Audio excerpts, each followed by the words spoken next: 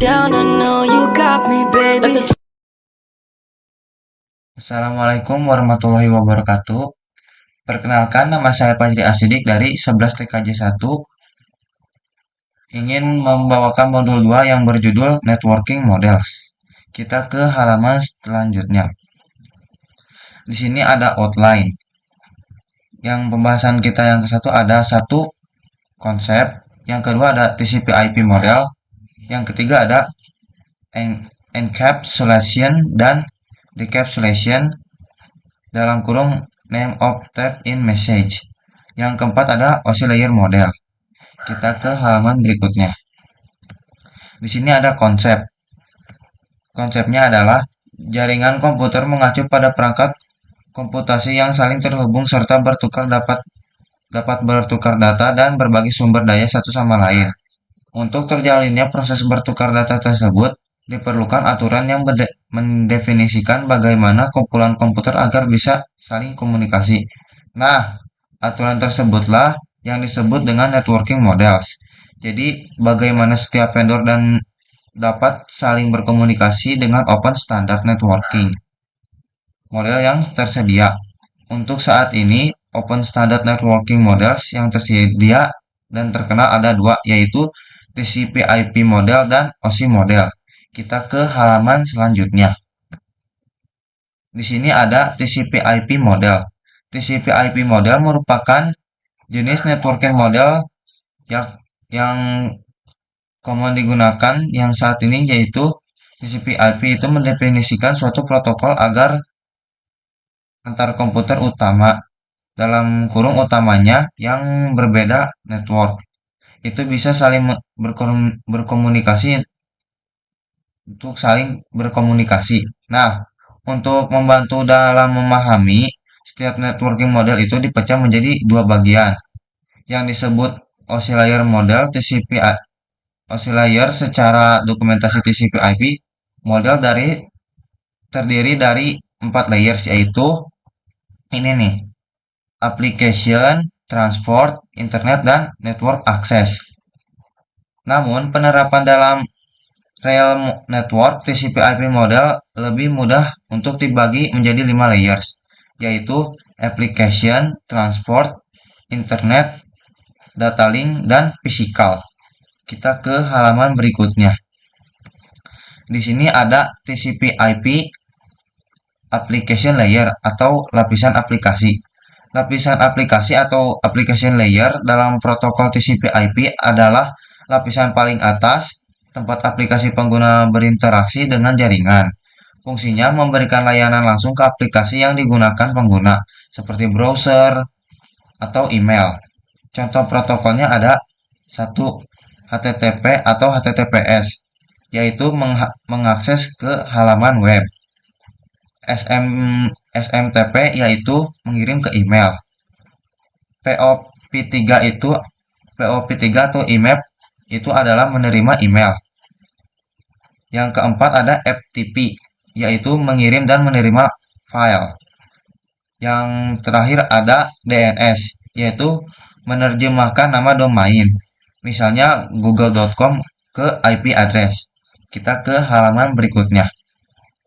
Di sini ada TCP/IP transport layer atau lapisan transport. Lapisan transport dalam model TCP/IP adalah lapisan yang bertanggung jawab untuk memastikan komunikasi data yang andal dan efisien antara aplikasi pada dua perangkat yang berbeda. Fungsinya mengatur bagaimana data dikirim antar komputer, menjamin data sampai dengan benar, urut, dan lengkap. Dalam kurung kalau pakai TCP, yaitu protokol utamanya di sini ada TCP atau Transmission Control Protocol. Koneksi reliable yang andal. Ada acknowledge atau pemberitahuan bahwa data diterima, cocok untuk web, email, file transfer, dan lain-lain. Di sini ada UDP atau User Datagram Protocol. Koneksi unreliable tidak menjamin data sampai lebih cepat dan ringan, cocok untuk video streaming, VoIP, dan game online. Kita ke halaman berikutnya. Di sini ada TCP/IP Internet Layer atau Network Layer.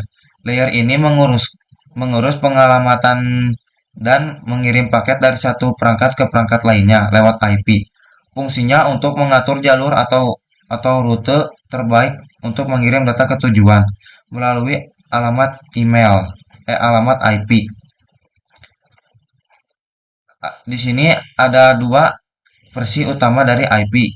Satu, IPv4 Internet Protocol versi 4, versi yang paling umum digunakan yang menggunakan alamat 32 bit untuk mengidentifikasi perangkat dalam jaringan.